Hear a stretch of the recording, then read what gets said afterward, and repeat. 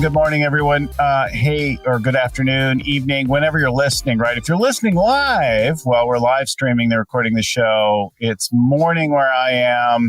It's midday on the East Coast where Daniel and Doug are Eastern Time Zone, U.S. Judith is also with me on the West Coast. Judith, Daniel, Doug, joining me. We're talking about some emerging trends, how to get faster cash in the business, some places to and ways to remove bottlenecks in the business, hybridizing work environments, the emerging, changing work environment that's coming up, and then acquisition as a growth strategy, and not last, but love and leadership.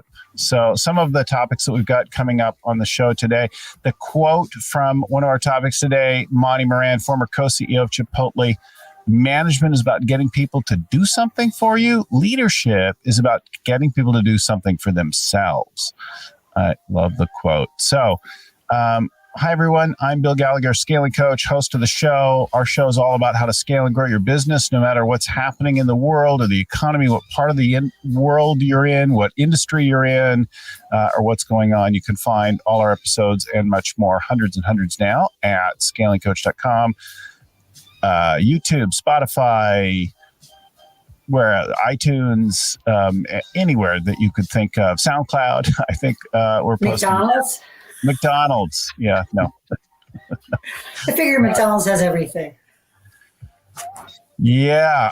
So anyway, lots of that stuff there, scalingcoach.com. So listen in now as we talk with Judy, Daniel, and Doug about what the latest in the world of scaling up and all of that. Welcome to the show, guys. Hello. Hello. Welcome. And gal. Thanks for the invitation, Bill. D&I, Bill.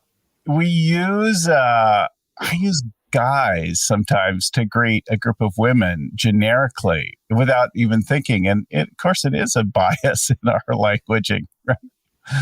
But I like folks. I like folks. We could be speaking Spanish and then everything would have a gender. Of course. Okay. So, Judith, say hi. Tell folks a little bit about you and where you're from. I'm from Connecticut. I live in California almost 20 years now. So I'm on the West Coast with you. And I've got my own practice. I went the route of being a former C-suite in some very large companies, taking companies public on the New York Stock Exchange, doing some big roll-ups. My specialty is really strategy. Developing business models, working with the sales and marketing team to build brands. And, I always say mine's all about growing people, profits, and evaluations. That's really what I focus on. Nice. And Doug, welcome to the show. Thanks for having me. So I am actually from the tri-state area around New York City originally, but I now live in New Orleans, Louisiana, and I run a company by the name of Lang Technologies, and we develop SaaS software to essentially implement scaling up. And we also develop the scaling up scoreboard software on behalf of scaling up organizations. So we do the SaaS software that helps people implement the Rockefeller habits and the scaling up methodology. So got a team of people focused on that. I love having you on the show because you can talk about the implementation side of things, the things you hear from people that they grapple with, and then try to integrate with the software that so many of our clients are using. Daniel, welcome to the show. Hey, Bill. Thank you for the invitation. Daniel, that sounds like quite the Toronto accent. It's amazing. So originally from Mexico, lived in the U.S. for many, many years. Now I live in Toronto for the last 3 years and moving back to Austin in a month or two. So, yeah, sure to be back in Austin. We miss Austin. It's been a great town. And I don't have to go out and clean the snow from my driveway every morning. Oh, but you do. If you watched the news last week in Austin, sure. Yes, you did. And had frozen pipes. In Austin, there were 77 degrees or 80 degrees on Thursday. Yeah. So I was having a call with someone in my team, and they were in their backyard in T-shirt. I was like, "What are you doing in a T-shirt?" And he said, "Like it's 80 degrees, so I'm outside." What a difference a week makes. Yeah. In Austin, the typical saying, and many people have heard that if you don't like the weather, don't worry, it's going to change very soon. And it's like that, except hot on summer, it doesn't change. I remember my last summer in Austin, we were over 100 days that we go to over 100 degrees every day, 100 days straight. Crazy hot. So we'll see. Yeah, there's something about that, right? And to riff on the old lyric, you don't know what you've lost till you're gone. Joni Mitchell. That's a big reality when you move to Toronto. Well, if you move to Toronto in the summer, spring, it's not too bad. And even the fall is kind of nice. And then it gets just like Indeed, that's something Salim, I had a discussion with Salim Ismail before moving to Toronto. He lives here. And he said, yes, your winters are tough, but they compensate with amazing summers and falls. And he's right. The summer here is just amazing. The fall and the spring are pretty good. So you have a couple of months that are tough, but I work with a lot of companies both in Toronto and Austin, and I'm hoping to get back to both come June as they start to do more in person. Hopefully by then you'll be able to fly in and out of Canada. But I'm not that sure, by the way. You're that's something we've been very surprised. If you come to Canada today from the US or anywhere in the world, you have to bring a test 24 hours before your flight. Then you have to be quarantined. Everyone coming international have to quarantine for a week. You have to pay $2,000 to the government for the process. Wow. And they do another PCS test. So they're disincentivizing, discouraging it as much as possible. So you can't fly in and out like you once did. So I can fly in and out, but if I come back, it will cost me $2,000 on a week in a hotel, no matter what. Can you go home to quarantine or no in a hotel? Before, yes, not today. Today you have to quarantine in one of the approved hotels, government hotels.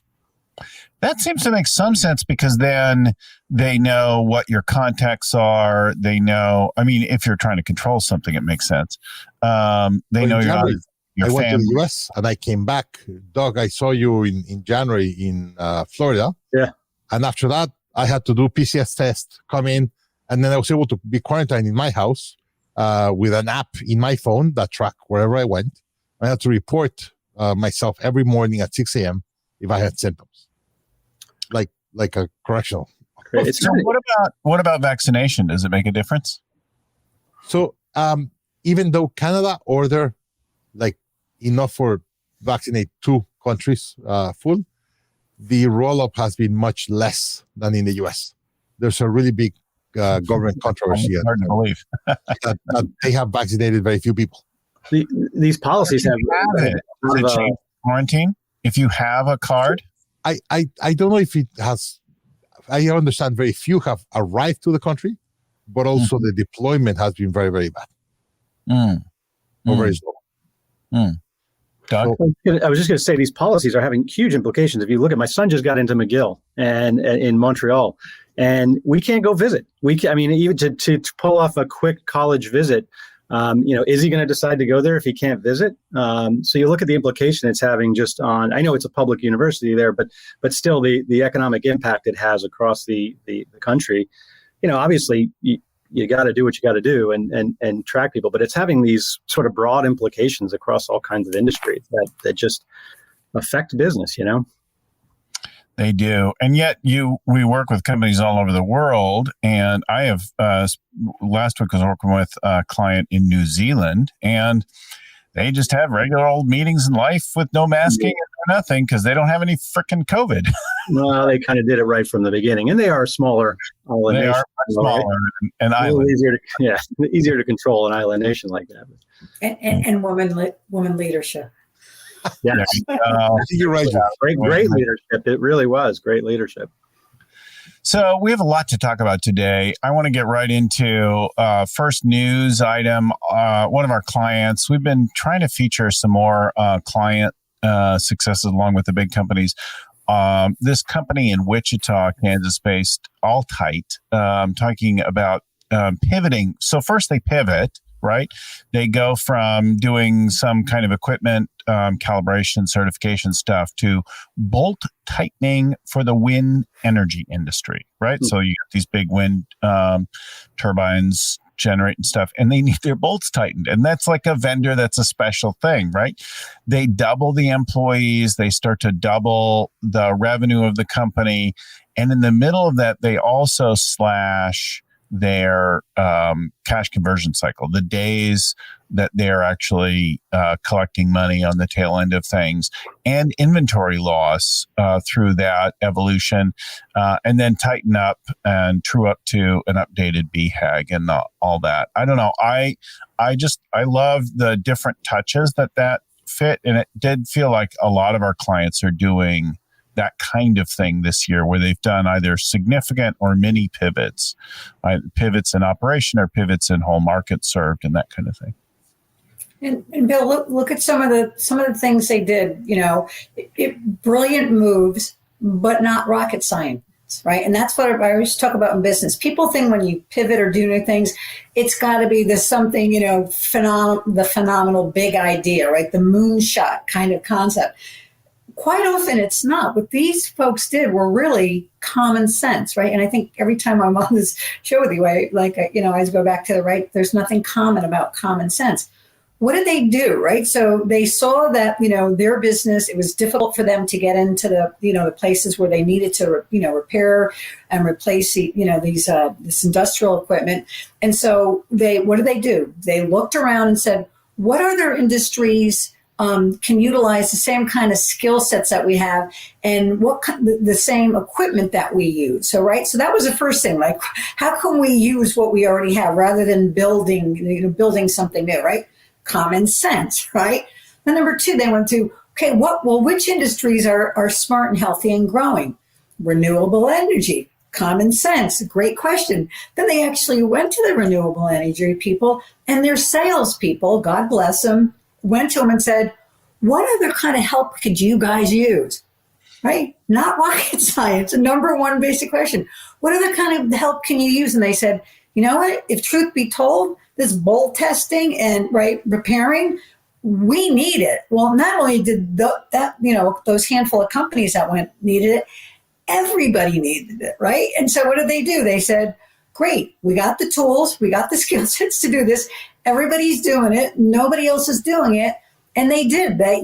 They did that pivot. And then the other thing they did was they had their BHAG, which was to have like 50 or 500 vans on the street. And they said, what we're going to do is we're so busy. We just doubled. We've got to go back to our plan, right? And we got to kind of change our BHAG and say, we're going to go to this. We want like 10,000 visits a week or whatever it was, right?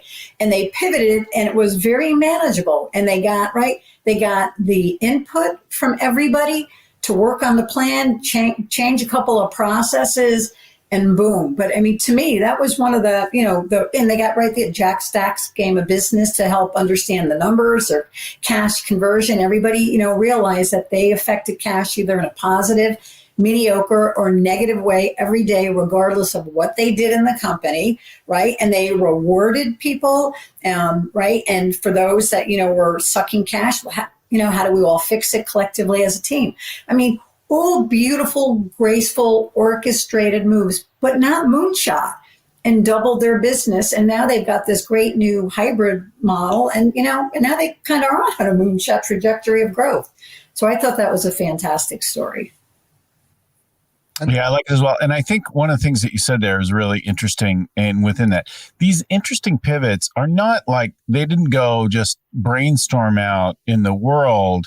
There are these little threads, like you're doing something over here with some client somewhere, somebody asked for something that's a little out of the norm, and you don't notice it at first. And then you realize there's a big opportunity, like a thread that you could pull on there and revealing a whole lot more. A tapestry, right? You just keep kind of pulling that tapestry apart. Yeah, apart. What I like about the story, and Judy, everything you mentioned, I thought it was great. But most importantly, people really don't understand that growth sucks cash. If you really want to be able to scale, you need to have cash in the bank and generate positive cash flow. And what happens when you make your cycles efficient, your cash cycles efficient, then that generates an excess of cash, and you use usually that cash to scale. We really believe there's an excess of opportunity in the world, The problem is a lack of cash and execution to be able to do it right. And what I love about that story is they focus on executing right the cash cycles. So they have the cash to scale. And got their salespeople very involved, right? The sales, the controller, everybody, right? It was a full court press on that. And that's one more thing that I believe scaling up fixes. Usually departments work in silos. Whenever you work with scaling up and have priorities that go through departments or cross departmental functions, that's when you get everyone aligned with the same priority. And that's why I love scaling up. It really breaks all the silos and make the team work more efficiently.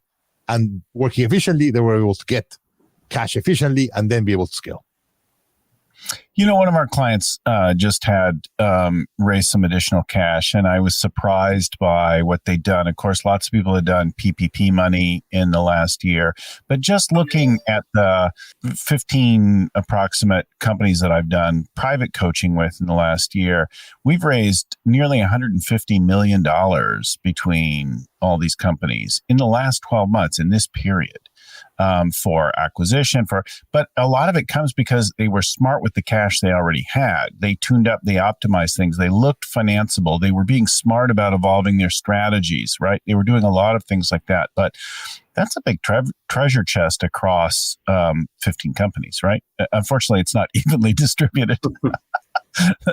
There's one company that leads the pack there, but so. There's a lot of capital out in the market right now, and I think you're obviously seeing that with your client companies. But all different kinds of capital. This is it seems pretty flush out there, even all the way down to angel capital. To be honest with you, there's just lots of people that have cash. The market's been doing well, and there's all kinds of access to it right now. I think that's the hidden message. People are like, "Oh, the economy's hard, business impacted." Things have shifted, and some people and some companies have been really hurt. But if you play the shift, right? If you find the wave, if you move, if you're flexible, there's a lot of opportunity in any time, in any shift, right? And I think that's the thing that's so sad. I have a dear friend whose business failed in the last year.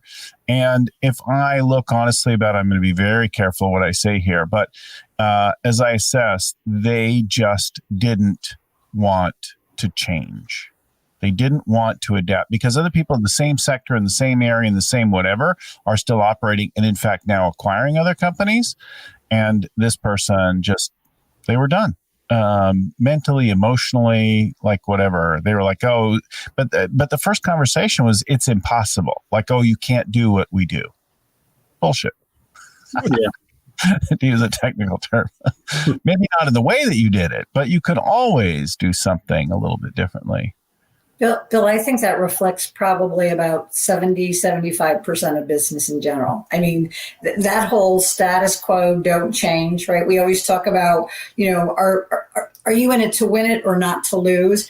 And a lot of leadership, they're in it just not to lose, right? They kind of have this, we're just going to, right? We're just going to not lose. We really don't want to win, which is, why those winners and those leaders are the ones that kind of suck all the media and people get jealous. It's like, you're part of the vanilla crowd over here. There's really not anything sexy about vanilla. You got to spice up your vanilla. These people are the ones that, took calculated risks and thought differently.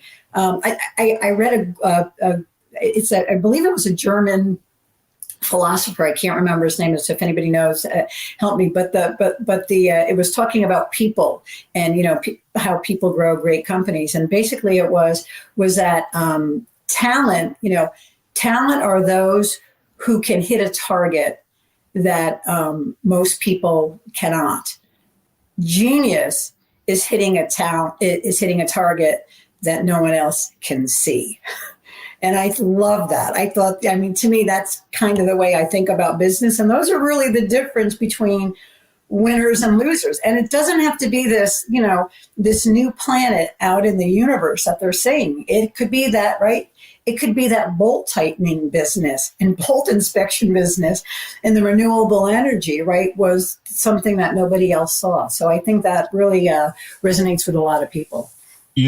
Two words come to mind with regard to that quote: insight versus execution, right?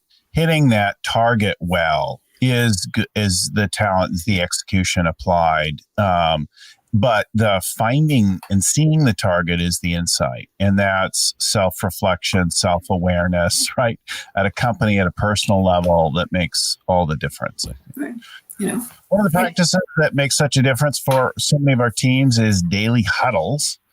And another one of the companies that we know and love, fans of the framework from the EO Edmonton chapter, connected there, a Mosaic Home Services implemented the Daily Huddle. They talk about it in a Forbes article. And this is one of the ones that we find again and again transformational and so important in especially in the last, anytime, but especially over the last year, getting on the same page when you're not necessarily in the same room.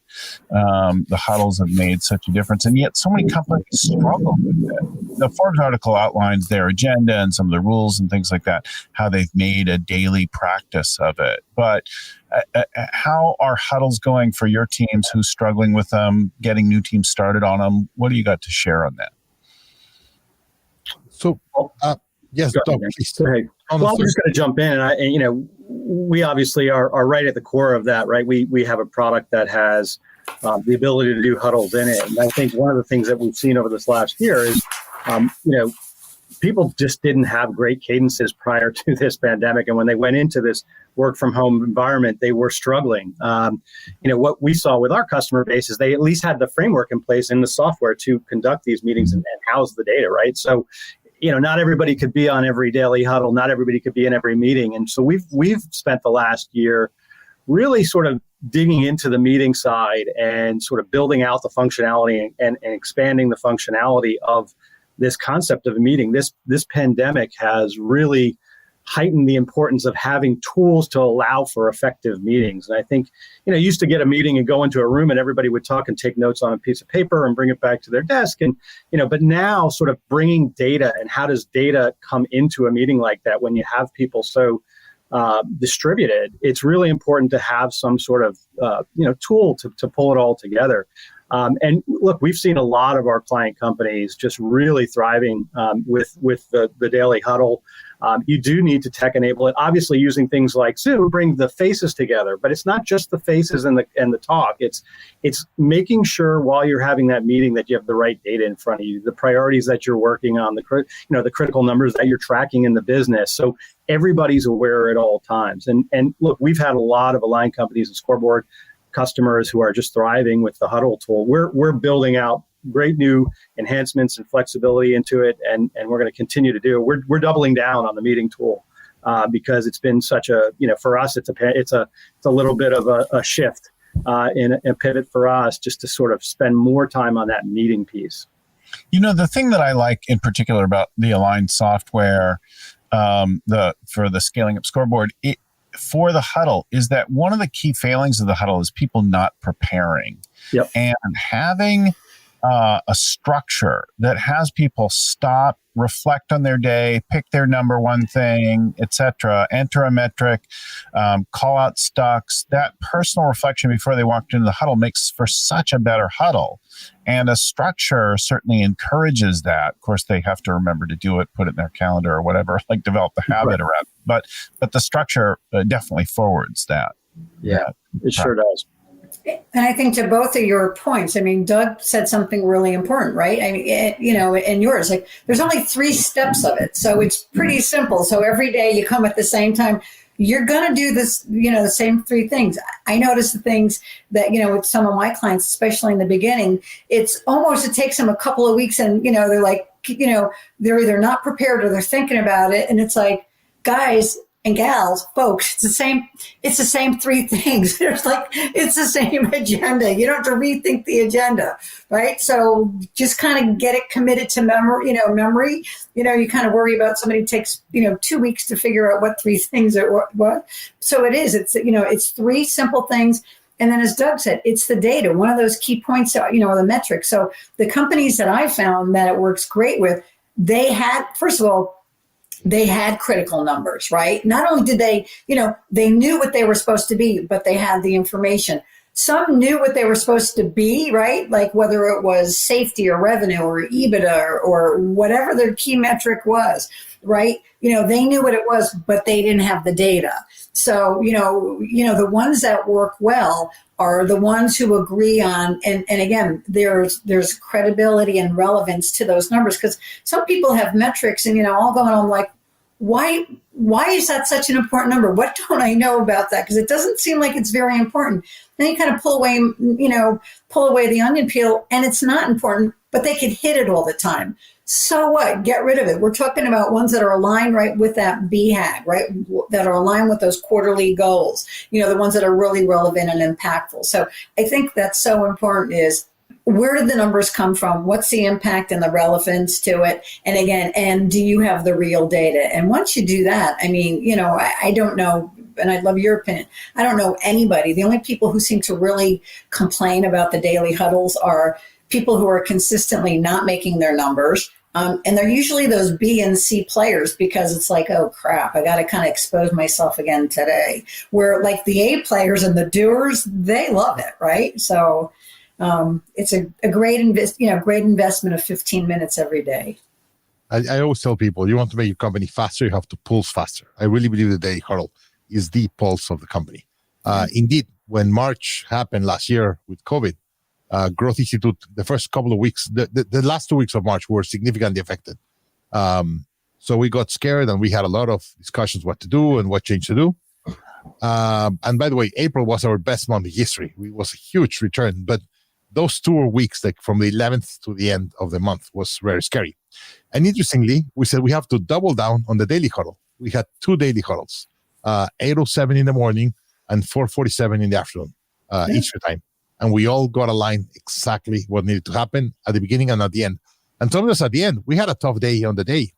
And it was, we're all tired. We were all having a really bad day. And we just stayed talking as friends and supporting each other. And that was huge. Usually the mornings are way more, right? Correct.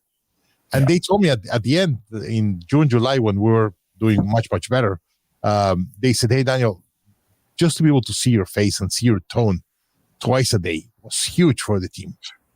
Because we've had friends that they didn't spoke with their boss in 2 or 3 months. They just got emails from the people working from home, and they had no idea what was going on. He said, getting data and seeing you, hearing you every day for 2 times a day, it just gave us a lot of peace and confidence that things that we're doing were working. So it's a must, the Daily Huddle. And the way they describe it on this article that Bill, you shared, I loved. He said, hey, we celebrate the good things and all that. We make sure everyone's aligned in what we have to do, what are the top 3 priorities. Like, you could get so much accomplished in 15 minutes. That's why they call it the most profitable 15 minutes in the company, or more. Yeah, they report a 10x return on time. So every minute spent in the huddle returned 10 or more minutes back in, say, productivity. Why? Because you've already you like got on the same page. You didn't need as many side meetings and things like that, because everybody kind of knows, and you're working in a more coordinated fashion. The Daily Huddle is such a simple thing, and yet a struggle for so many. And we'll hear again and again, especially people who don't have a coach, saying, well, we tried that thing, but that's not really for us. You don't understand our business. Yeah. I tell them, you don't understand core business. Yeah, exactly. Just get down to the core of who we are. Yes. Such a difference. And it's simple but not easy, which is why we think it's so useful to get a coach. Whether you work with one of the 200 scaling up coaches around the world or somebody else, helping someone outside your world to give you some feedback. You're like, okay, the huddle didn't work. Oh, well, let's take a look at it, right? You wouldn't, I'm going to go out and later today and do my latest sport, wing foiling. And so this is a thing where you're riding a surfboard, a hydrofoil surfboard. So you come up out of the water, and then you're using a wing to propel you along, not like a mounted mat. Anyway, it's elegant, but also challenging. And I wouldn't the first time out was miserable. and I like did terribly, and I needed somebody to say, okay, we'll stand like this and hold it like that and give me some feedback on it. But I didn't give up on it. I didn't say, well, that wing foiling's not for me because I didn't get it the first time. Think about the most important things that we've done in life, our business, our key relationships, our hobbies. You didn't just wake up already able to do them. They take a little work and some feedback, some coaching. If you don't have a coach right now, our guests tend to be coaches on the show or directly connected to coaches. Doug runs the software business that works with all of our stuff. And Doug, you guys get coached as well, don't you? Yes, we do. Yep. And, it's something I imagine we'll always get coached. I can't imagine not having a coach. It's just such a useful, tool in my business, and just having the resource for my team. Our whole company is involved in our coaching relationship. So we do, the annual planning, quarterly planning. I do the monthly check-ins, but it's extremely useful. And for us, it's sort of dual for us, right? We need to just sort of be coached to run our own business well, but we also need to know how coaches coach so that we're making our tool better for the coaches. So. Yeah. We're getting a lot of, dual purpose out of that experience. But look, there's no doubt the coach companies on our platform perform better. We have the data to prove it. It's just the way it is. Any way you can look at the data 10 different ways. It all says that getting the coach companies perform better. So to that end, if you don't have a coach now, I know I've been full pretty much for the last 12 months. As soon as a client ended, another couple clients were waiting in the wings to get started with coaching. So we've stayed very full, but we have 200 coaches. So if we can help you find a coach, send us an email, info@scalingcoach.com. There's also many levels of coaching, from a mix of sort of self-paced, self-learning. We'll talk more about the Growth Institute thing in a bit, but you can combine the online learning, self-paced stuff with coaching, to the full private coaching that is kind of the core of our work, to our workshops. We'll talk about all that as we go through. But drop us a note, info@scalingcoach.com, if we can help you find a coach in your area or to fit your style. Of course, areas mattered less these days. I've always coached all over the world, but in particular now it's gotten even easier. But maybe it's a particular style or an emphasis or focus area that you're looking for. Somebody particularly great with execution, or somebody who's a strategy whiz, or maybe you want somebody who's really financial driven because you're about to do some tune-ups in that realm, or you need some collaborative stuff. We can help you. info@scalingcoach.com. We'll hook you up. Next up, Love is Free, Guac is Extra, new book from the co-CEO, Monty Moran of Chipotle, who helped grow Chipotle from 8 to 2,000 restaurants and a huge $23 billion market cap. He talks about love, vulnerability, and truth. We shared the quote at the opening of the conversation. And I think there's a lot there to leadership. I noticed for the last little bit, I've been focusing more and more on leadership. So we've got all these scaling up tools, but then who are you in the middle of all of that as you're growing your business?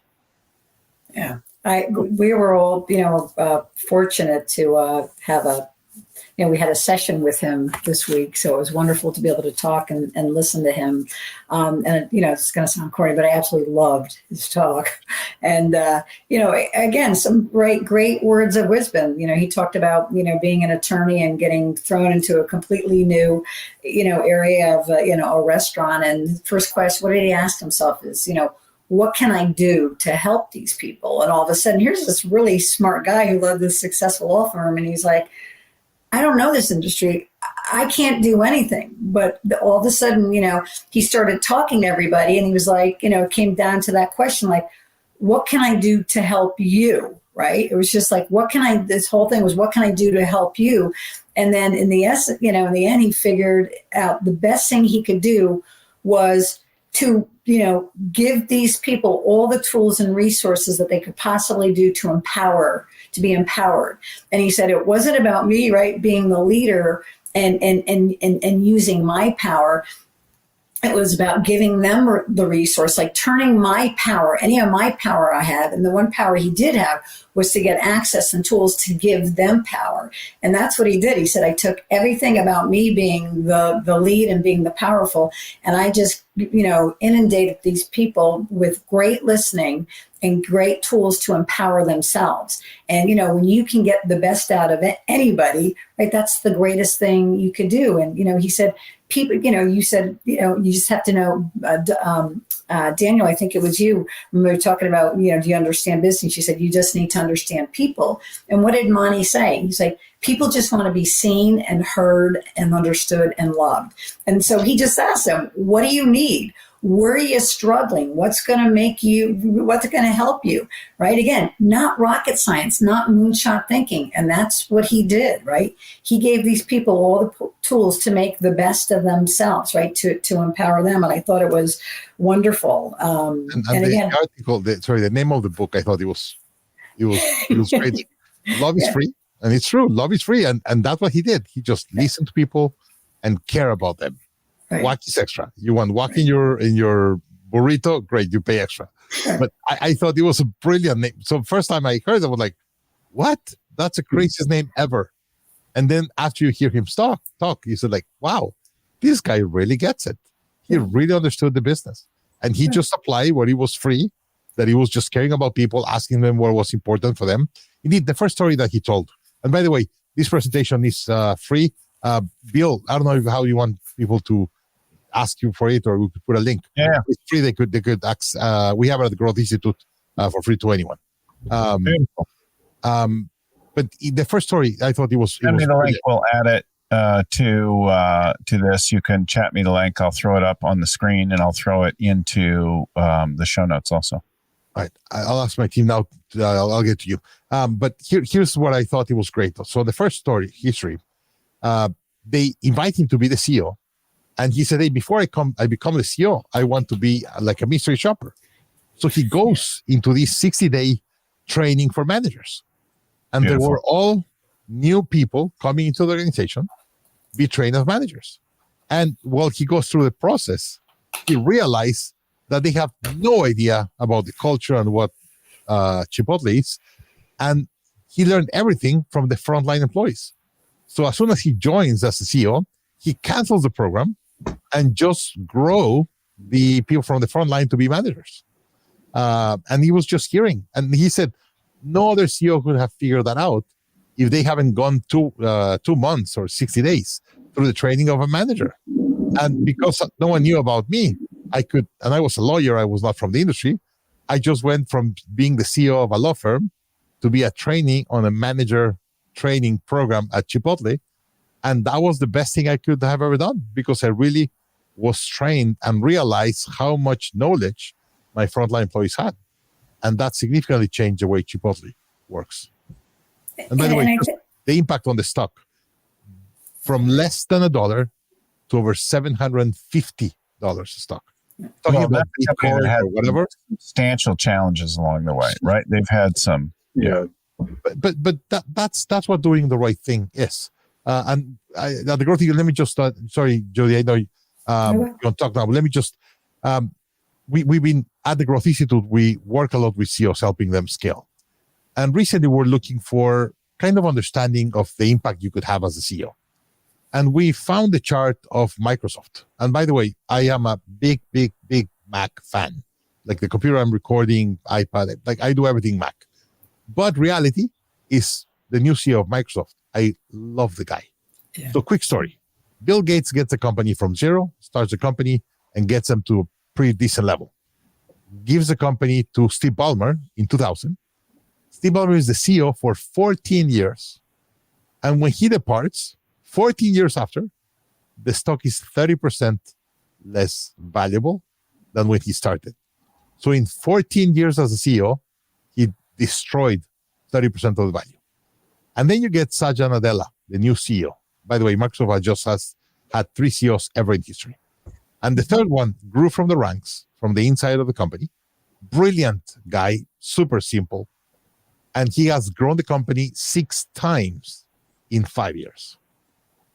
That's growth. And hey, Microsoft has, I think, 208,000 employees, and they're able just to change one and grew 5 or 6 times valuation in 5 years just by changing one out of the 280,000 people. That's the impact of a CEO. And that's why I love the story about Monty. He said, I came as a completely outsider. I was a lawyer. I came in knowing nothing about the restaurant industry. I just heard my employees, applied love, care about them, and we changed the stock from 1 to 750 in the process.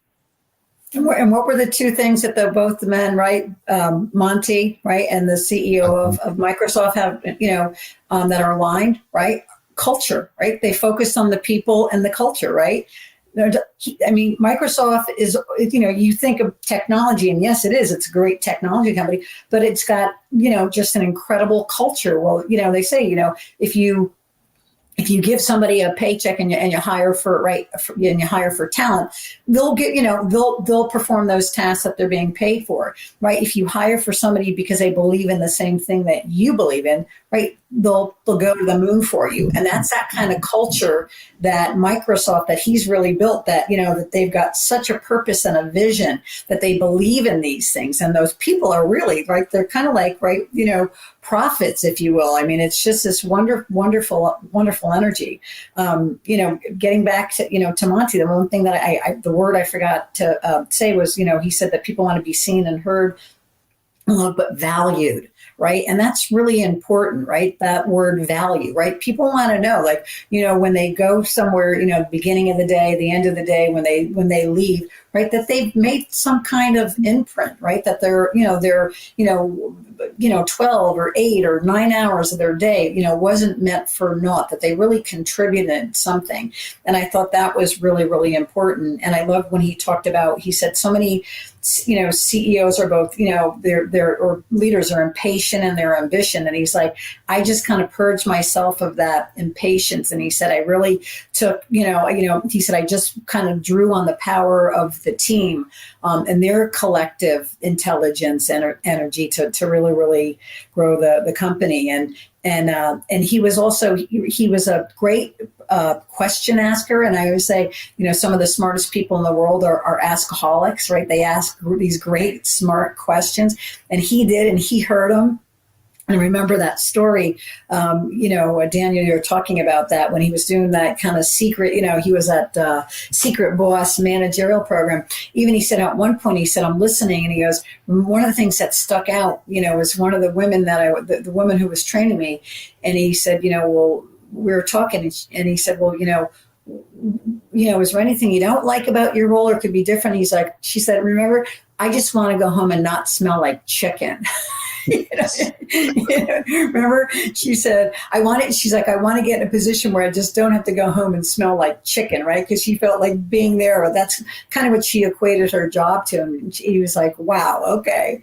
So, again, being a person and asking great questions and listening about, walking in other people's shoes and being, having that empathy is so important. And that's where when you really listen to somebody, I can imagine when he went back and said, hey, you saying that, not wanting to go home, and smelling like chicken really made an impression on me. And here's this really smart guy and the CEO saying that one line, I heard you, and this is what I'm doing as a result of that. It's really an impactful statement for anybody in everybody's organization. Yeah. Here's a leadership thing to underscore here, right? Well, Daniel points out the leader matters. We're going to talk about the next leader in just a minute, stay on this leadership topic. But the leader does matter and makes a difference. Oh. And if you're either the ultimate leader or any level of leader in the organization, you need to know that what you say, how you do, like it matters. And the other thing for the leader to remember is that you won't ever do anything significant, like huge, on your own. Even if you're very, very visible, it's going to take a whole team of people around you. And by far the hardest part of business is the people side, because people are not rational. People are wackadoo. also beautiful, also powerful, but definitely. So you got to get good at dealing with people. You got to figure out how to empower people. That's very different than what early stage leaders do. Early stage leaders are generally technical experts in their field. They know something about this piece of software or this industry. And so the whole early stage of our leadership is about solving people's problems. People come into our office or they catch us in the business and they throw their problems at us. And then we start like trying to solve them. And sometimes that's appreciated, but it keeps people small. And sometimes it's really irritating because they just want to be heard and appreciated. But in neither case is it actually useful in forwarding the team and making it stronger. So you got to get good at people to do something big. You're going to need a lot of people around you to have bigger and bigger impact. You've got to get better and better at people. And the coolest thing is you just really have to listen to them, love them, appreciate them, empower them. The coaching skills are way more important than the technical skills and problem solving and, strategic mindset stuff. Well, that's the age-old question, right? No, how many people want to be managed versus how many people want to be coached, right? So, And then, 100%, right where we started the whole show. And Bill, I was going to say, it's probably a good reminder to everybody. The other thing that Monty shared with us, remember, he's going to have, and I think it starts this week on PBS, a 6-part series that's coming up, Monty Moran. So kind of stay tuned, check your dial, if you will, for that PBS special that's coming up. At the Growth Institute, we recorded Kevin Oakes, that was the third speaker in the summit. We record his master course on Thursday and Friday after the summit. And he talked about the 18 things you have to do to renovate your culture. And a lot of the stories were about Microsoft. Yeah. He's been a coach at Microsoft, has worked for Microsoft as a consultant, and has seen all the changes Satya Nadella has done. And there were a lot of them included on the course. So we look forward to launch that around the middle of the year. And that's exactly what you were talking about, Judy. The importance of culture, people, everything, and how has become today the center of a business. You could have a great strategy, you could have a lot of money. You don't have great people and great culture. There's nothing. That's right. So we're going to talk about Tom Brady and a new book about the leadership lessons in just a minute. Before we do that, I want to just say, like, personal plug, I've been working for a long time on what I like to call the fifth decision, the kind of leader that you'll be, right? If you have to get people, strategy, execution, cash right, then the fifth thing that we begin to reflect on is what kind of leader have I been and what kind do I need to become over time? And I'll be doing a course with the Growth Institute on that. And I have developmental 4-month-long intensives with people right now kicking off, if that's of interest to you, or any of the leaders in your company. Seems very popular with some of the C-suite and middle management rising this thing. So in this, we invent ourselves as a new kind of leader in the fifth decision program. And we invent ourselves as a new future-based kind of leader. And then we start to work on the 4 key disciplines in the leadership flywheel of becoming more inspiring, engaging people better, future-based planning, and the coaching skills required to keep that going over time. So if that's of interest to you, send us a note to info@scalingcoach.com. You could be part of one of those 4-month intensives, the pilots that are kicking off this month. Let's talk about Tom Brady. And Saturday Night Live covered him in a funny skit recently that he was one of the only things that was really working in the country. And our friend Kevin Dahm with Anne-Marie Ciminelli have written a book about the leadership lessons distilled from Tom Brady's career. Of course, he's had a little bit of positive attention mostly lately. And they highlight in it a few things. I mean, there were a lot of, 12 leadership lessons. I thought a few were more interesting than others for me, but attention to detail, the mindset and the attitude, the use of planning and playbooks, and then this empowerment and accountability, like creating that culture that wraps around. What did you guys call out from that? What are you noticing in this area? I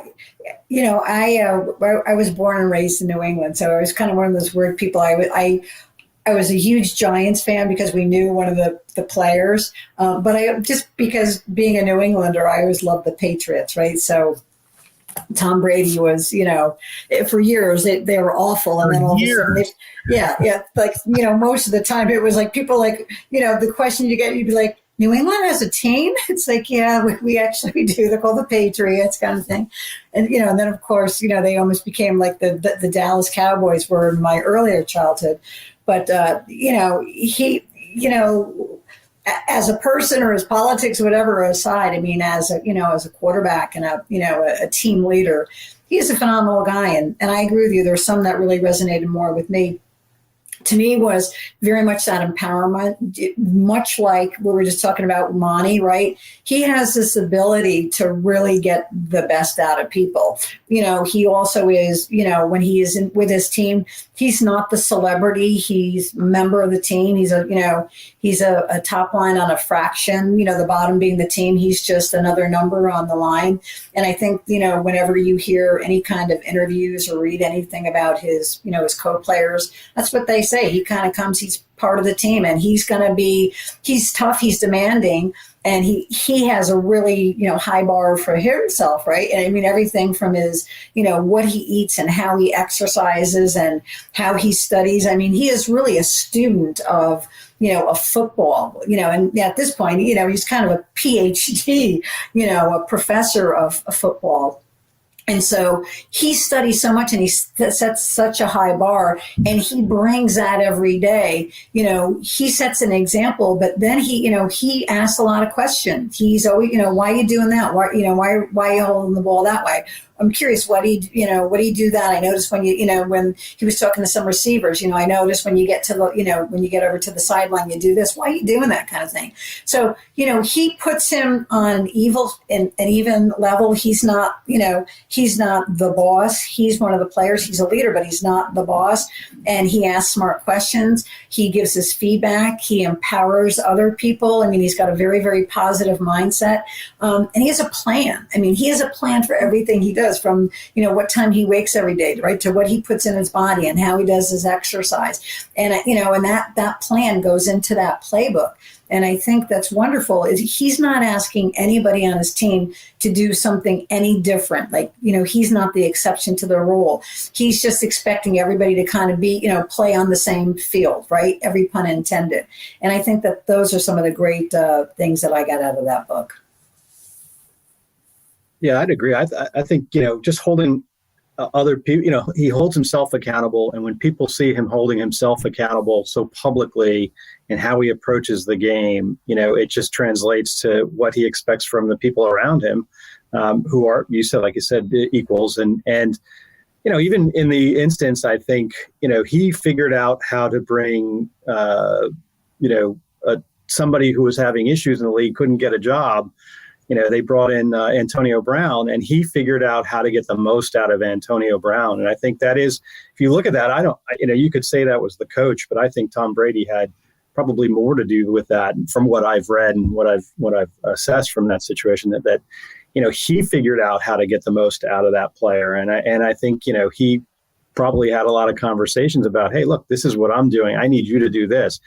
And Antonio Brown performed for them. He was really a key addition to that team as they went through their playoff run. And so, great. They have a great coach. They have a great coach there as well. But, I think Brady he's just a leader. And, if you do the things that you espouse, people will respect that and play up to that. And I think that's just a great lesson for any leader and all of us, So I'm not an expert on football, and Doug and I were watching some games in January, and I had no idea. Like, I enjoy the game. I'm just not an expert like Doug is.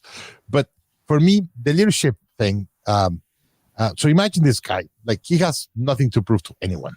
He has done great in his career. Being very late on his career, he said, I'm going to leave my team, go to another team to prove that it's me who did that. How first you have to be very, very blunt about it, or and have a pretty big ego to do that. But the risk that he took to prove that he was so powerful, like he's such a good player, I thought that was very, very risky.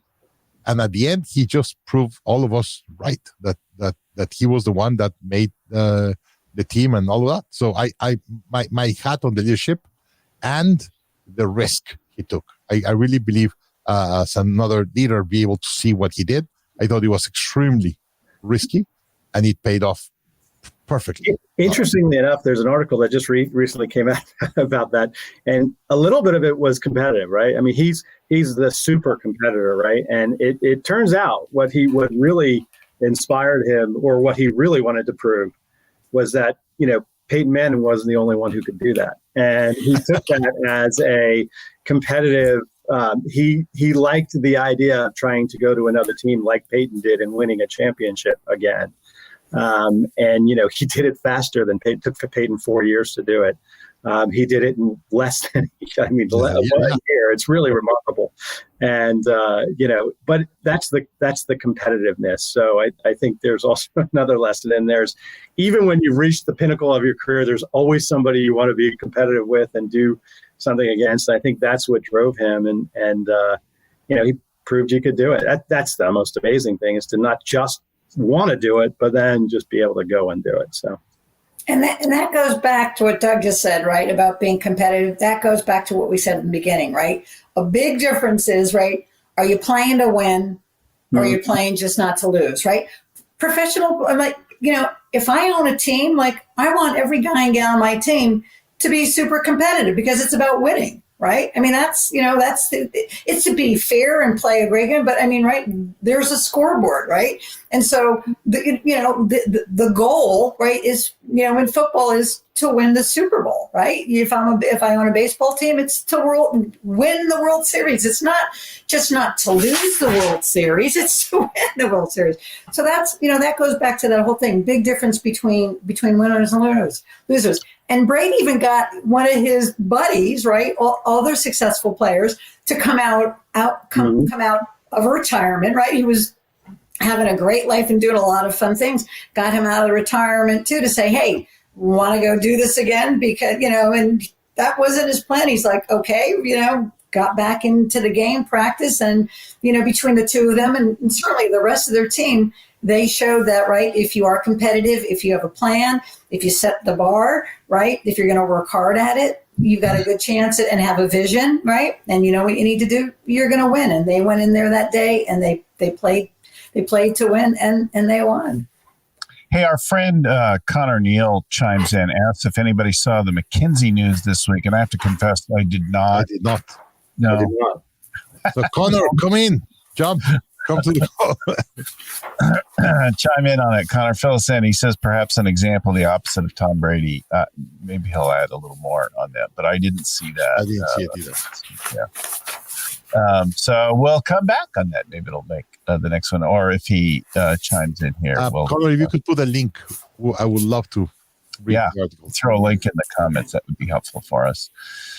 So just one other thing to point out, we're doing, besides the Fifth Decision ongoing leadership intensive and live program, we've got workshops coming up all the time. You can find them at scalingup.com. Our next workshop will be towards the end of May, and we'll be doing, instead of our regular half day thing, we're going to do 4 sessions going deep dive on each of the 4 decision areas. So if you want info on that particular workshop, go to info@scalingcoach.com. Just say, I forget what we're calling it, mastermind or something like that. Tell us about the deep dive, the advanced course. So this will be 4 separate sessions, 1 deep dive on each decision area. We'll do much deeper work than we do in the half-day workshops. It'll be listed as well there. And good to do with your whole team. Do you guys have any workshops or anything to talk about before we move on? Anything to I'm going to have, originally mine was going to be in March, but due to a big project, one of my clients needed it. It's timely. Mine's probably going to be the second week of April, and it'll be a virtual workshop, a half day. So news to come.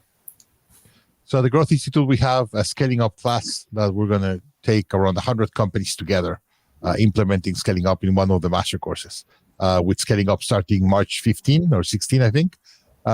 And here's the uniqueness about it. It's a 3-month intensive that you get videos with Vern directly, coaching and everything. And people said, hey, the videos were amazing. The coaching was great. but just go through it with another 100 companies with the same issues going through the same process. That usually it's amazing. So if you want to go through an implementation of scaling up together with other 100 companies, this will be a great option and starts March 16. And we'll have Bill Gallagher in the near future as a faculty at Growth Institute. We're going to put together a intro or short version of this fifth decision work. Connor chimes in. I think it's a really useful comment. This article, McKinsey suffers from collective self-delusion. The smuggest guys in the room is the quote or the headline. Managing partner removed by the partners. There is a real danger in thinking you're Superman or Superwoman, in thinking you're the smartest, in it like that. The smugness can and hubris can bite you in the ass, right? I will make this comment. I have a criteria list of how I work with clients, because I'm fortunate I get to say a lot of no's to a few yeses, and each year keep one or two openings for some new clients. But one of my litmus tests is basically I kind of look at the leadership team, and particularly the CEO, because let's face it, the bottleneck does start at the top. And I really look at that is that E in the CEO, is that guy or gal, is he or she the chief empowerment officer, or is he or she the chief ego officer? And if the E stands for, and I can sniff out ego and narcissism pretty easily, if the E stands for ego, I don't know. I'm not even going to put my work there, because that's one of my disqualifiers. And oft times, and there's ways you can kind of say that, tell that to people, in a nice way without using those words. But that's just one of my sniff tests. Is the CEO, is that guy or gal, is that E for empowerment or ego? And that's a cancer. That's because you're not going to change those people at that age. That's kind of hardwired into their DNA. Or you could, but it's like, I'm not getting paid for that. By the time you turn that around, right? There's a lot of quirks and strife and everything else. So that, Connor's point is really, really well taken. But that's my CEO sniff test. Yeah, with respect to an opposite of Tom Brady, what was interesting, like I just mentioned, Antonio Brown was probably the smuggest guy in the room on every one of his teams, and somehow, again, whether it was the coach or Brady, they corralled his ego to perform. There are a lot of great players, including Brady in Tampa Bay, right? And so, how do you sort of corral that to they managed to do it, but it does need to be corralled. That's for sure.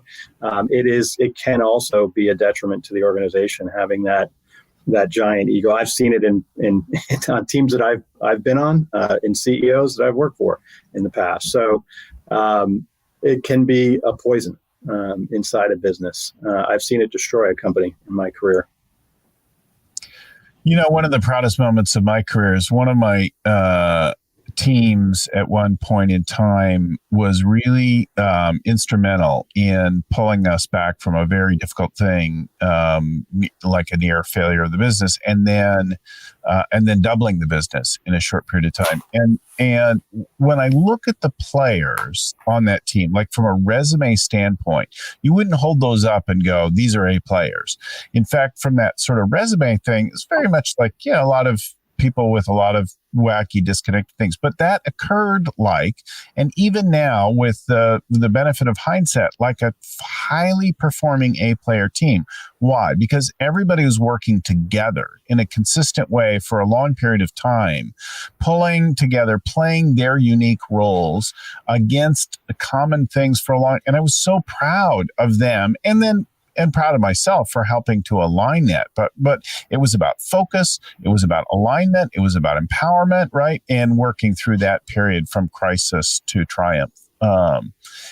And those people were all A players during that period, but it is always situational, right? An A player in this company in this role at this time is not in another.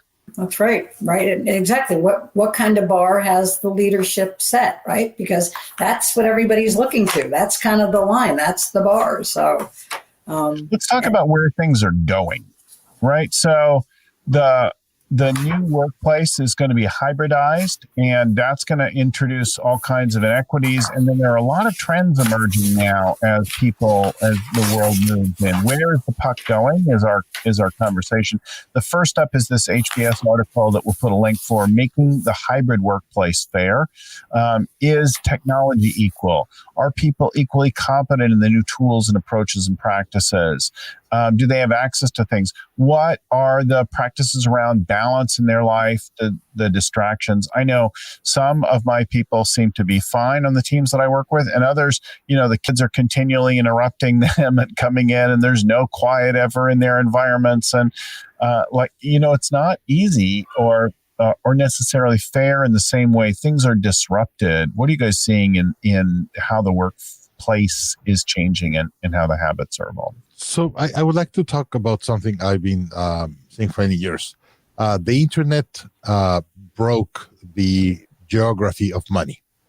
So $1, it's worth very, very different in very different parts of the world. In Japan, if you're in Tokyo, $1 is worth very little. If you're in New York, $1 is worth very little. You're in a small town in Mexico called Ixmiquilpan Hidalgo, that it's a very, very poor small town in Mexico. $1 buys you a meal for two. Now you're going to be working. You could have someone in Ixmiquilpan Hidalgo competing with someone in New York by the hour, giving your services. It's crazy what that's going to change in the world. Especially if you have internet, right? Like if you have a high-speed Starlink connection or whatever in some remote place. But here's a number we've been using. I'm publishing my book in the summer. And talking about the importance of the CEO and the leader in the company. But then you always have to understand the complexity of the companies depending on the amount of users, not the amount of revenue. And my main explanation of this is that $1 is very different depending on what part of the world you're at. As an example, in the US, a small to mid-sized service firm has a revenue of around $120,000 revenue per employee. In the US, it's around 120. In Mexico, it's around $40,000 revenue per employee if I'm in a service firm mid-market. In India, it's $18,000. So now you could have someone in India doing exactly the same work that speaks English with someone in New York or someone in Austin or wherever you want in the US. And before, we still had these rules about geography. The last year just broke every rule of geography that we have. And the amount of outsourcing or near-sourcing of people is just blowing up all over the world. So that, plus all the gig economy, I really believe the organizations that are able to work with a lot of outsource people and pay by results, they're just going to go crazy big. I found this software company in Mexico in the north, and they're really good, like brilliantly good, and they've done apps for ESPN and stuff. They do apps. And I asked the CEO, hey, why have never heard of you? If I'm from Mexico, I'm in the technology work, like I've never heard of you. And the guy said, because we just don't sell to Mexican companies. I said, what do you mean? We just sell to American, British, European, or Japanese companies from Mexico, from the north, in a very, very small town. He has an amazing capacity team and works for there. And then last story. Some years ago, I worked in, I was living in Austin, and I did a website with a guy from India. And the guy said, I'm hiring my nephews in India. So he was kind of the project manager. I ordered the website to him, and he subcontracted his nephews in India. And the project was a disaster. It was really, really complicated. And I stopped seeing the guy, but I liked the guy. He was a very, very nice guy. I saw him like 2 years ago in Austin. And the guy told me, like, my business is just rocking. And I was like, hey, no disrespect. To me, it was a terrible experience working with you. What changed? And the guy, he's from India. And he said, I don't work with Indians anymore. It's too complicated. And I was like, what do you mean? He said, no, I just work with Mexicans. And I was like, what do you mean? He said, I have a technology department in Guadalajara, Mexico, 300 programmers. I have a group of technology Indian worky guys in Austin that work as project managers. If you're an Indian executive or an Indian national and you go and sell technology in the US, people buy technology from you. but they go and subcontract and work with 300 programmers in Latin America, and they do all the programming. So I really believe we had all these preconceptions that this last year with COVID were broken. So Bill, as an example, the office, we will not require an office for a full week. We're probably going to go and hire an office for a day and say, I want to rent this space for Mondays. And on Monday, everyone's going to go to the office. We're going to work there. People are going to live an hour, 2 hours away, or as you want. We go to the office for 1 day a week or 1 day every couple of weeks. And that's it. The rest you're going to go home. I really believe we need some contact and meetings and laugh with each other and have a coffee. And I think that's really important. I don't think we're going to go fully remote. But you're going to do that in 1 day, 2 days a week, or a month or once a quarter. And that's it. And the rest are going to be remote. And I really believe the most intelligent companies are the ones that know how to work with people remote. I reread the book, The Spider and the Starfish and the Spider. I reread it over the weekend. It's just a brilliant book. That the most decentralized organizations are the ones that are really conquering the world. If you go to see Salim Ismail's book, The Expansion Organization, talks a lot about that. But before, as human beings, we were not ready for it. And then COVID pushed us to figure that out and figure out how to work with people all over the world and don't go to the office and things like that. So I really believe that's going to open a lot of new doors in the world. And the ones that adapt the fastest to these new trends are going to do really, really good. Well, shout out maybe to one of my private coaching clients. One of the companies I coach is a company called Impiction. They're a indoor intelligence company, public company, and they provide indoor intel, traffic patterns, access, location, booking, all kinds of things to do with where people are and moving and what's going on in indoor spaces or defined spaces in general.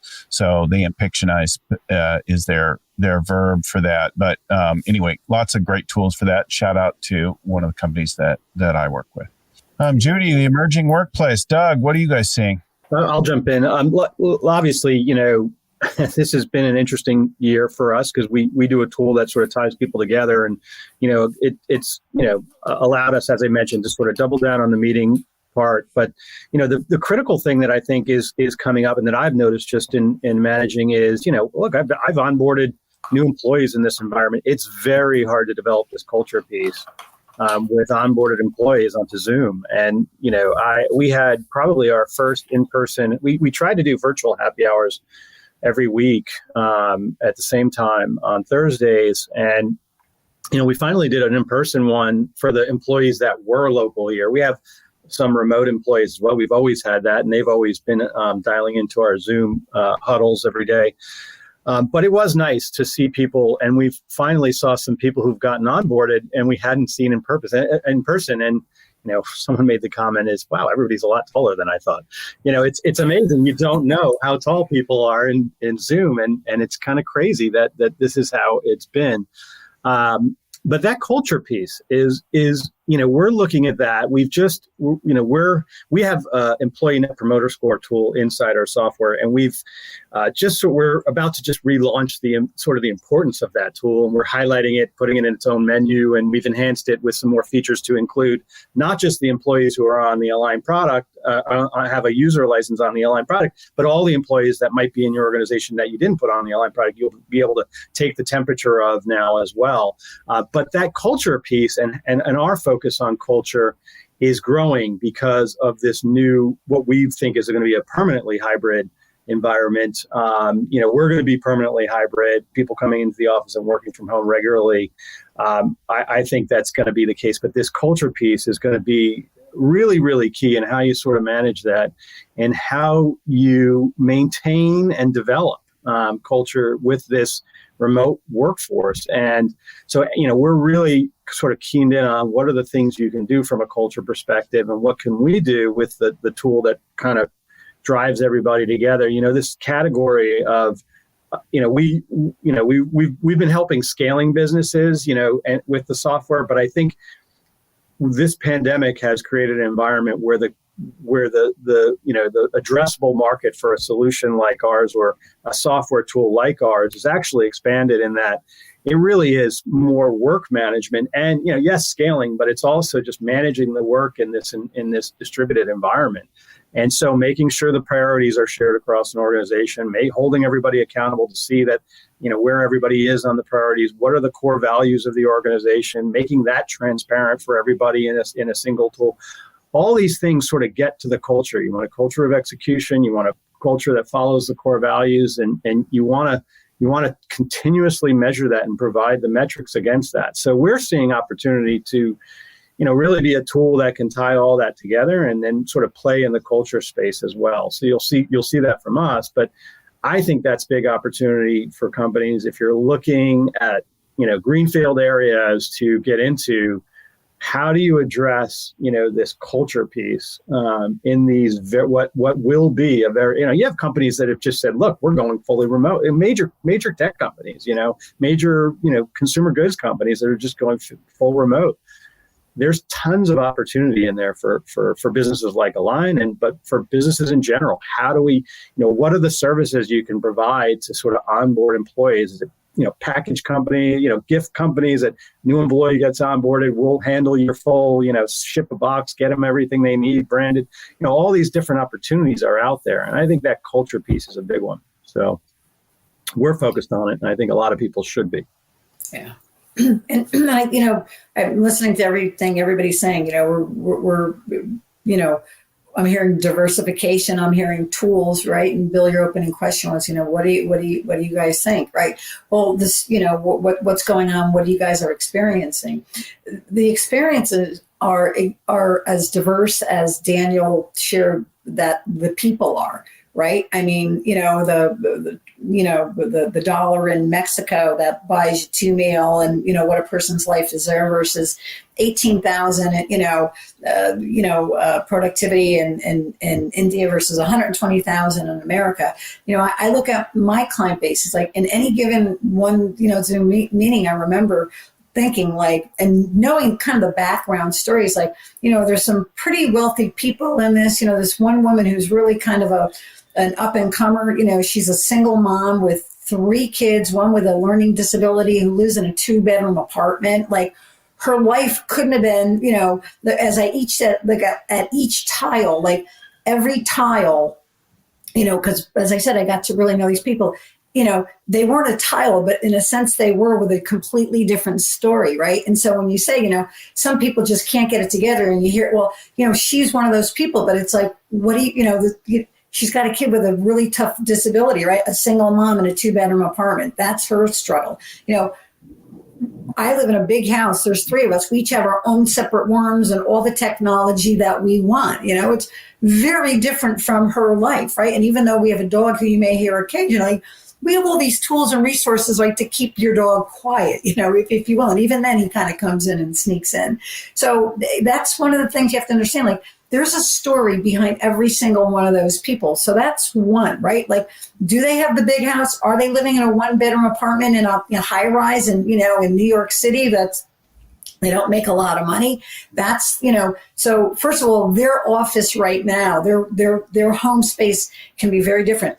The other thing is, right, what are the tools that they have, right? And we assume that everybody has a computer, right? Whether it's at school or whether it's in the office or, that they have a laptop, they have access to connectivity. It's no, sir, right? So when you're talking to people again about the schooling, it's why I can't believe that school is not doing that yet. It's a third of those kids in that school don't even have computers or internet connectivity. So, you know what I mean?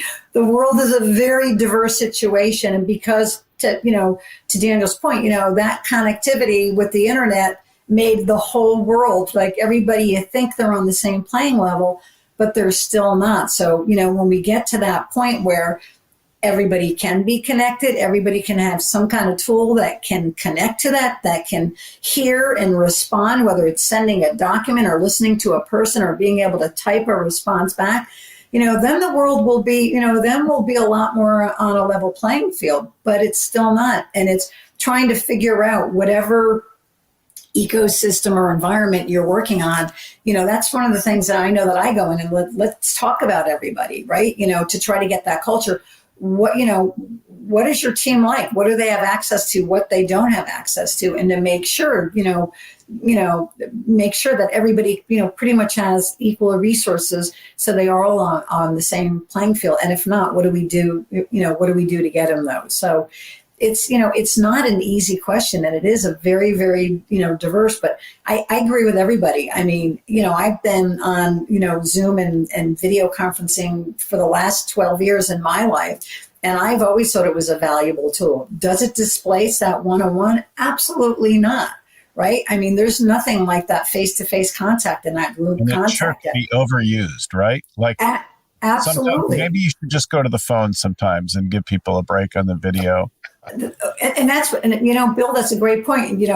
Two people this past week, they're like, can we set up a Zoom? And I finally sent it. People I know, I'm like, you know what, do you mind if we don't? I'm like, I'm kind of zoomed out, because you really do. Like, even as we're sitting here, right? Like, you kind of have to, it's like watching a show. You're really, you kind of like your eyes and stuff, you're really drawn. And, and it's not that it's physically, exhausting, but you just have to have that kind of mental energy focus. And I said to him, I'm like, do you mind if we just have a call? Because I kind of, even like what you're wearing, I'm kind of thinking like, I just want to relax. My hair is kind of crazy today and I don't want to go and do stuff with it.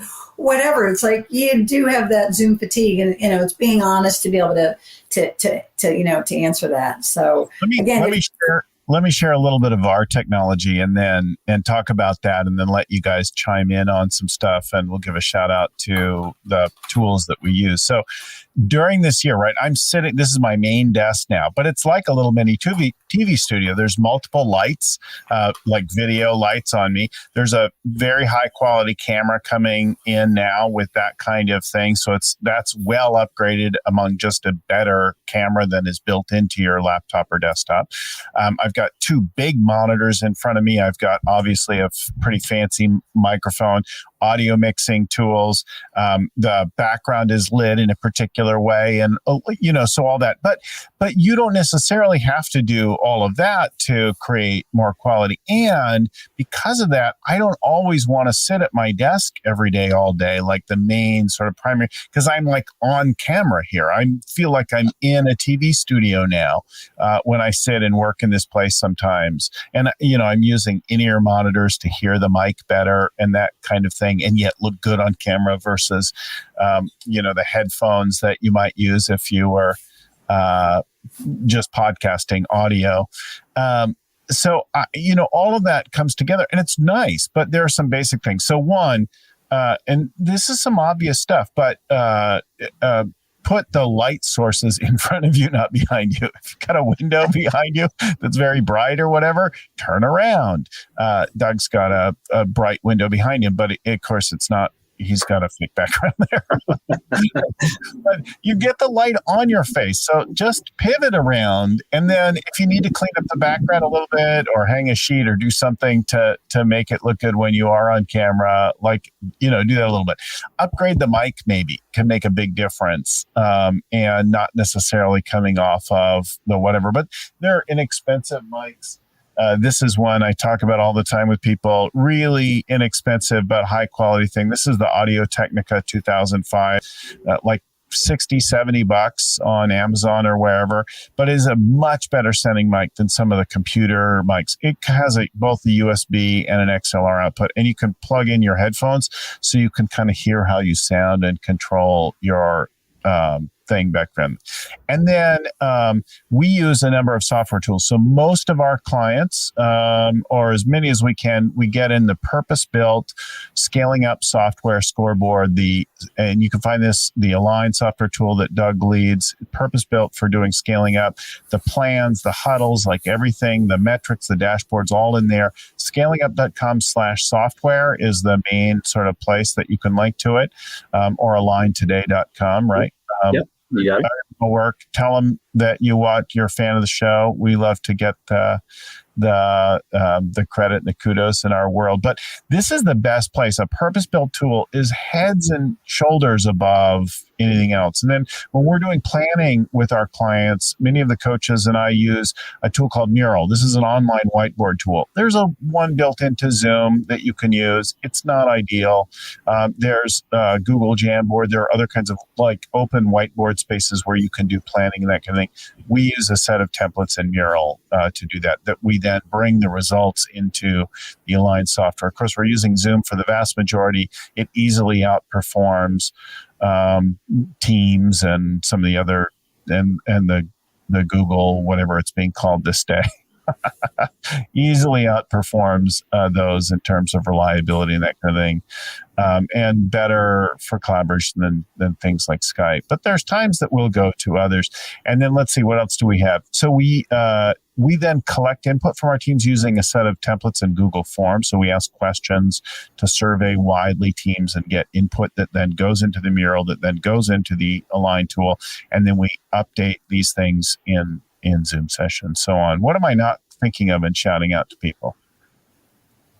I just want to make one point that's kind of cool that's coming out from us. And I mentioned the meeting tool and you mentioned Zoom. We are working on a version of the Huddle tool that will essentially just put the Zoom user video conference right in the middle of the Huddle where all your data is around it. So we're pretty excited about that. That's coming out probably in Q2. We'll have it out, but we're already working on that, and you'll be able to pull up your Huddle and the Zoom will be right in the middle of it. So all your data, we're pretty excited about that. We think it's going to be a major win for meetings. So, and Huddles.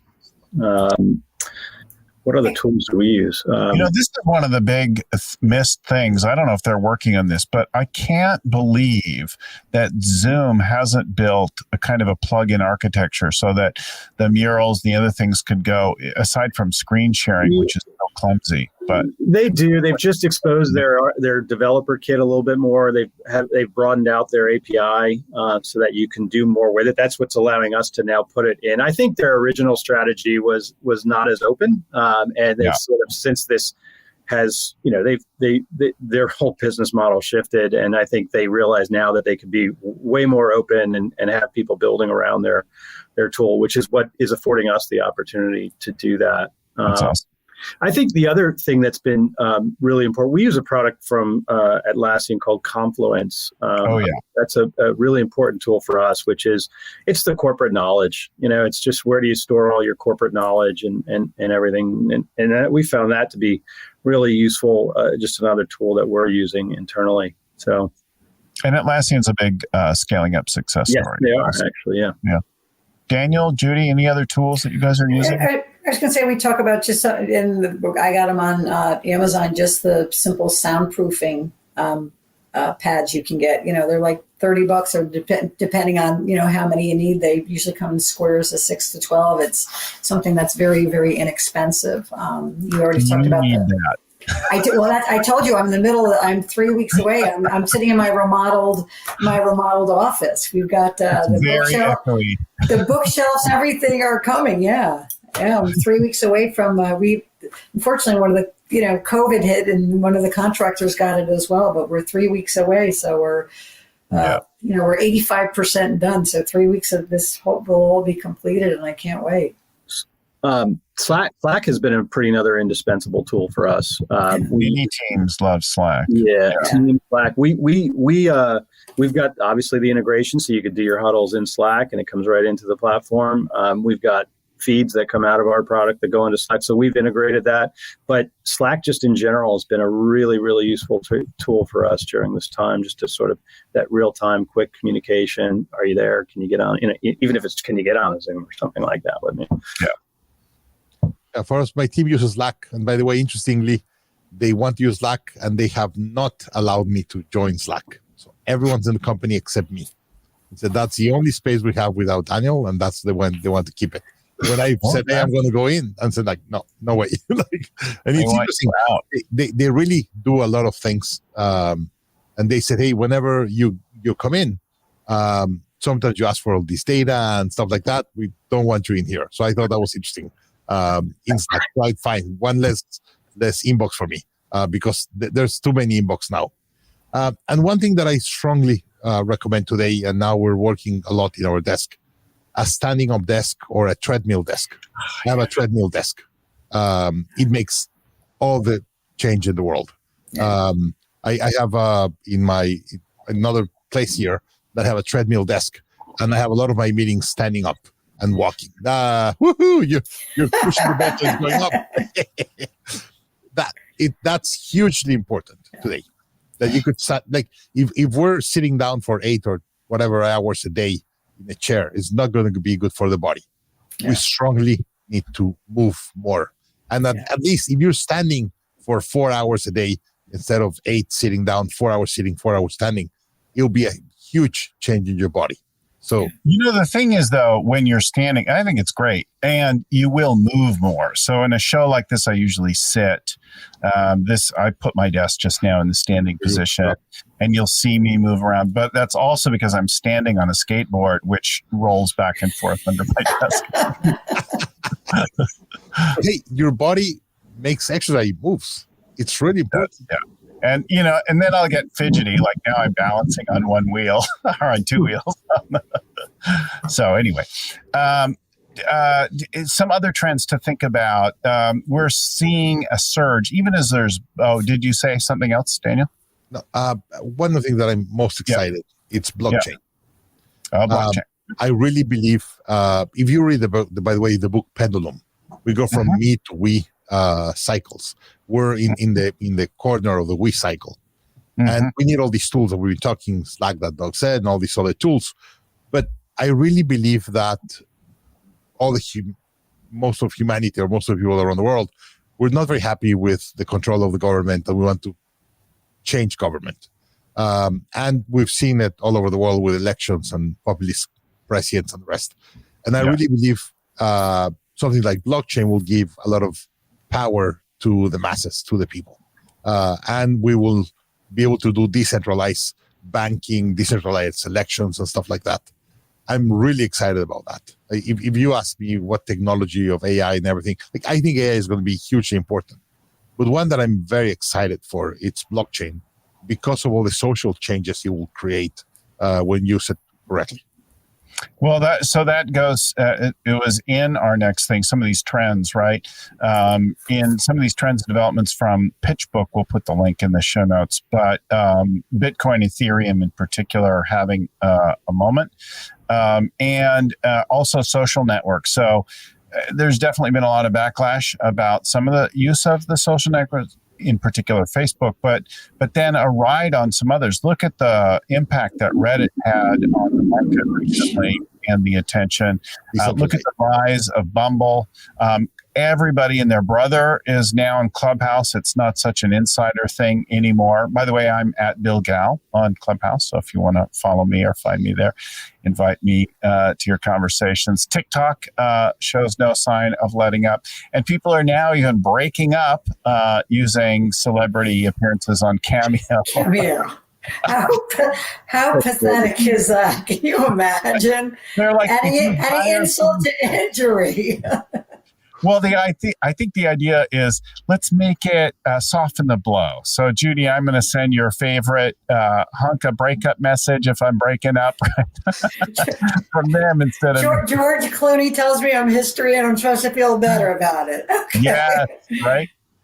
My wife said, well, who would you, if I'm going to break up with you on Cameo, who would you like me to have as your celebrity? I'm like, oh, that's a hard one. I don't know. What would soften the blow there? Hey, Bill, there's a question from Connor regarding the last discussion. Seeing if we use Slack, HubSpot, what system do you guys use for Asana, Trello, Google Doc stuff? We use Asana internally at Growth Institute, and everything is in Google Docs. Everything we do is in Google Docs. So all the knowledge of the company stays in Google Docs. Doug, Judith, or Bill? Well, we use Confluence for corporate knowledge. We use Google Docs as our drive for sharing stuff. Obviously, we're big users of the Align platform. That's the tool for managing all your priorities. And he mentions Asana and Trello, and to be clear, there's a big difference between what we do with Align and what those project management tools do. Those project management tools are for the details, and they're for the little things of every project. And what I would suggest clients do is look at the Scaling Up scoreboard or the Align software. It's one and the same. just different names. But what I would use those for are the big priorities, the things above the line that, are the working on your business instead of working in your business, where project management allows you to manage the details. Something like Scoreboard or Align allows you to manage the big priorities, the big initiatives, and track and measure that progress. So those are the things that we're using, and Slack, obviously, that's what we're sort of standardizing on internally. Yeah.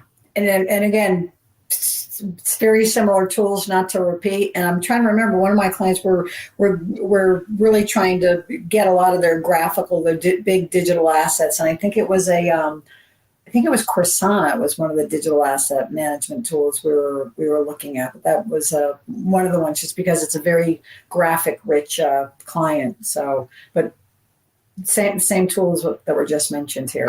I have teams using Asana, and I have teams using a variety of Atlassian tools. I often recommend Trello for unstructured project management or loosely structured project management, where they want a little less technical, cumbersome thing, easier acceptance. I like that. I used to use it a lot. I don't use it as much anymore.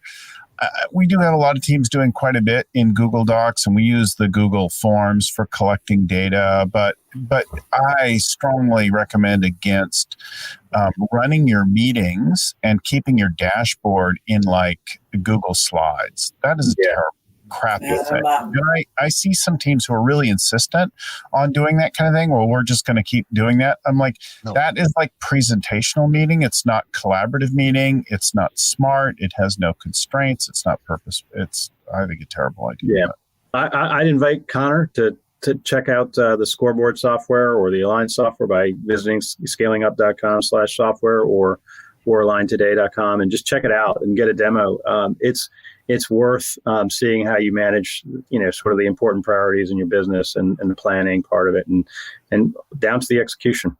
So, before we run our audience into the ground, and we've been going through a lot of things, let me hit a couple other ones. We talked at the head about scaling through acquisition. I think this is a really great time, if you've built any kind of war chest now, to start looking to doing that, much more than being acquired. And then having all of a great framework and a culture and a set of values, that kind of thing, can make it easier to then digest the other companies. But there are a lot of people, like the anonymous business I shared earlier, that just didn't have the heart to go, whose assets could be acquired now, and that you could use to accelerate your business. They cite one of the companies, what was the company? Plastic extrusion business that has grown really substantially by starting to buy up some other companies. And knowing what your values are, the purpose, the brand promises, starting to center on that can make not only targeting the acquisition smart, but also then the execution, the absorption, right? Yeah? Yeah. Bill, as you know, I've been involved, over 103 mergers and acquisitions in my life, and again, including an IPO where we acquired a lot of companies, even to create that company, to take it public on the New York Stock Exchange. And when I work with my clients, whether they're 2 people or billion-dollar companies, I say the same thing. You always have to think about your company with the end in mind, right? Like, you're going to work. There's going to be so much of your, blood, sweat, and tears and financial equity that you're putting into this business. You want it to be worth something, when it's all over. So think about what the end, what the end game is. And if you build your company, and what we do as coaches and what we do as scale up coaches, with our other experience, is, if your company is always a healthy company, no matter what the economic situation, good and great companies they always have the opportunity. You always want to be able to make 2 decisions in your business, to say, yes, you can buy me, or here's how much we want to buy you, right? Always be in that. You want to be bought, be able to be to buy or be bought. And if you structure your company as that, no matter where you are, whether you're a startup or whether you're 20 years into your business, once you start focusing on that, the world changes. And that's what I said. My byline has always been, right, I build, people, profits, and company valuation. That's all three of those things, come hand in hand, and they have the decision if they want to buy or be bought. And, I don't know if we're going to talk a little bit about the SPACs, kind of the new things that are coming in as well, right? The special purpose acquisition companies that are going on that aren't actually new, right? They've been around for 40 or 50 years. It's just there's a new, mostly started by media companies. But, there are so many opportunities to, always be in a good position. And that's also, part of that too is, one, being unique, right? So having something different, not being in the pond with everybody else and playing on price. I would say you want to be you want to be unique, and you want to be in a pond of one. So by virtue, you are the best in that pond because you're the only one in that pond. But really understanding knowing who the other people in your industry are, right? Really developing those really strong relationships with not only somebody you view as your competitor, but that value chain, right? Who are all those key suppliers from, kind of the ideation of what your project is to going to market. Those are the really strong relationships that you need to understand and build and have in order to be in that position as well. If you either want to buy somebody or be bought. But and I think it was Doug that mentioned it earlier. There's always been money on the table for those companies, but the pandemic just because things have been a little bit in some areas have been a little bit quiet.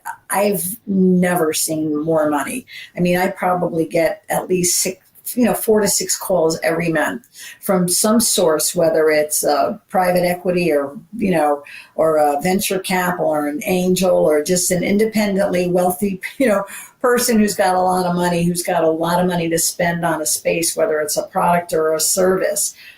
There's a lot of money out there. And so people, but people think this is great. I can get, I can sell anything. It's like, no, you still have to have a good company. You still have to have a unique model. You've had to read the market. You have to have the opportunity. These people aren't just going to give you money. There may be a little bit of stupid money on the street, meaning people are willing to, there's always stupid money, just like there's always, I hate to say it, there's always stupid people, right? Who will, who'll pay that. But most people, the money on the street that I'm talking is about the smart money. You still have to have that playbook. You've got to have the right people. You have to show them how you read the market. You have to show them how you're going to get that return. But there has never been. You probably know stupid money is not always a smart move. Like you get stupid money in your business and then you have to talk to a stupid person. I've heard people, I said, be careful before you accept money, right? Because this is not free, right? There are consequences to saying yes, right? So we could have a whole show just on that side of it. But there's a lot of money. There's a lot of great money. There's a lot of different formats even to get that money.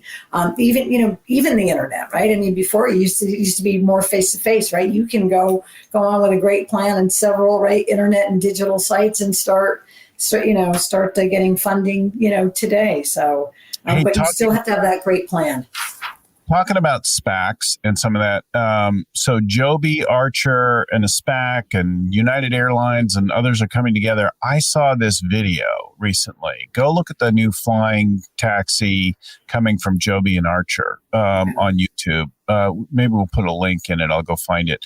But the CEO of this company starts announcing this thing, and then while he's announcing this thing, lights up its rotors and takes off behind him. It is so quiet that he can keep talking in a low voice while this thing takes off. A low noise quadcopter type. It's actually I think there's 6 rotors on this thing, all electric, can take off vertically and then rotate like the Osprey 22 and fly vertically at higher speed. Unbelievably transformational will hit us. And that thing is flying now at scale.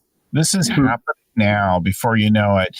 It'll probably be really expensive to begin with, and it'll be like the very priciest Uber. So you'll see it going from major centers like DC to Dulles or Manhattan out to Kennedy or like that kind of thing. You'll probably see those things in peak areas in LA and so on. But it's going to be a big deal. when this starts to come. It's going to happen fast.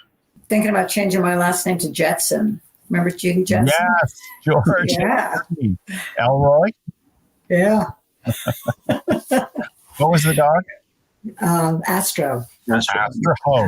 That's all right, George. I think it United. They put in what didn't they put in like an order for 200 of these already? I mean, they're already in talks, and not only in in the airline world. Look at vehicles, right? Whether it's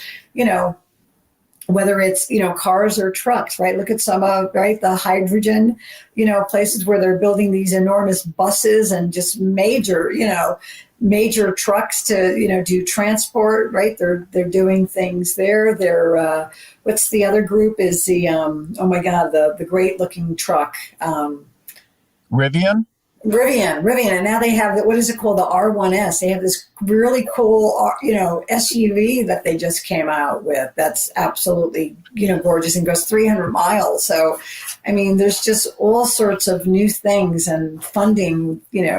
Again, whether it's Elon Musk and SpaceX or trucks or cars or flying taxis, no pun intended. The sky's the limit, right? Changing really, really fast and dramatically in our lifetimes. When I think about the connected, powerful computer camera, everything that is my iPhone today, and then what I grew up with. I remember when I held an early Texas Instruments handheld calculator, and my great-grandmother, who I was close to, looked at that thing and was just amazed by that. It had the little LED bright red and the clicky keys and that kind of thing. The advancement is just amazing. And she was just like, isn't it amazing? We've landed a man on the moon and you've got that thing in your hand. And, and we used to wash our dishes, our laundry on a board. Don't you remember when the fax was like a David Copperfield moment? Like, the fact that I put this paper here and you're in Japan and you get a copy of it, right? I mean, that was rocket science back then. On the other hand, the people we work with today is so dating myself, but I was talking to somebody else about whatever, and it emerged in this time frame that they were born in '84. I'm like, well, let me tell you what I was doing before. It's really different. Oh yeah. Humbling. Well, so much more to say, but we're gonna lose more people. Daniel Marcos is head of Growth Institute. We've been talking about it throughout, but Growth Institute has a whole range of short courses in their online executive education program, so you can do it in your own pace or with teams and work groups. I frequently will ask like a whole team to watch stuff, and we give our clients access to the Growth Institute and then recommend specific mini lessons to them. Of course, they have the more comprehensive, the Master Business Dynamics and the Scaling Up Business course. If you want to do the basics of scaling up with Vern at your own pace, it's about 10 hours of video content plus worksheets and that kind of thing.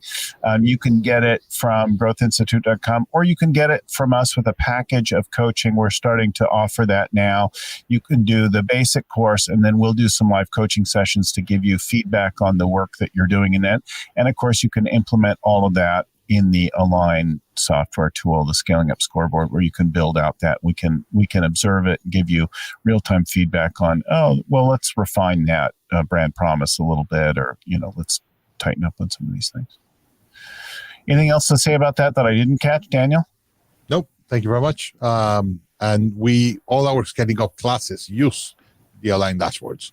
So when students go through the 3-month intensive, they all get into Align. So they could put all their work and use Align there. Why don't we give shout outs to all of your company stuff? So we've got growthinstitute.com and then scalingup.com/software or aligntoday.com, right? Yep. For that tool. Judy Guido and Associates, or Associates, Guido and Associates. Yeah. GuidoandAssociates.com for you. I so appreciate getting everyone on.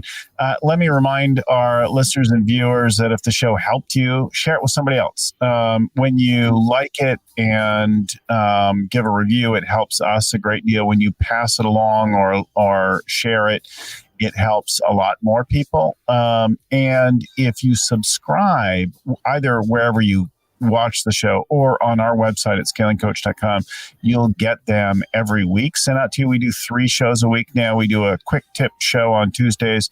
We do a deep dive typically on a Wednesday, or a panel conversation. And then we have Getting Real conversations every Sunday with CEOs about how their leadership has evolved over time. So all of that, scalingcoach.com, YouTube, Spotify, iTunes, Stitcher, wherever you get your stuff. I want to give big thanks to Vern Harnish, author and creator of the Scaling Up Framework.